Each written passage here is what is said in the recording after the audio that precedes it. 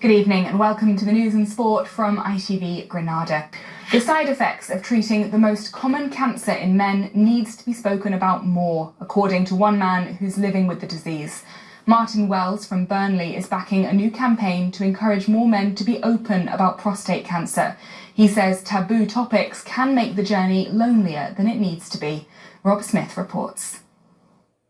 What I was told when I first got diagnosed was my prostate would be removed. Martin Wells doesn't want to make his cancer journey in silence, and he doesn't want other men to either. Diagnosed 14 years ago, he's lived with the treatment's side effects ever since, side effects which can hugely impact someone's sex life. Martin from Burnley knows too few men going through the same open up about it or seek help. Being a man gets in the way of being a man with prostate cancer. Anything between the navel and the knee is kind of a taboo area. So a friend of mine had throat cancer, and we were constantly talking about his therapy and how he was getting to grips with talking about it. But as soon as he was going to ask me, oh, hang on a minute, I better not talk about you know what, because it's an area we don't talk about. And it's like, whoa. Medics diagnose one man every 9 minutes, more than 57,000 in a year. It's the most diagnosed cancer in the country.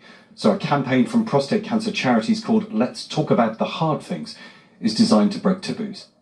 There's a huge amount of work to be done in getting men to feel open about being able to talk about their feelings of being emasculated or having these side effects which could affect erectile function or continence, and to find out more so they can be confident moving forward with their treatment. Reshaping how men view masculinity after treatment isn't a walk in the park. Martin says support groups helped him. I think it's in our DNA, in men's DNA, not to admit, in inverted commas, a weakness. One of the things I dance with is not to be a victim to this disease. A disease so common and yet spoken about so little. Rob Smith, ITV News, Burnley.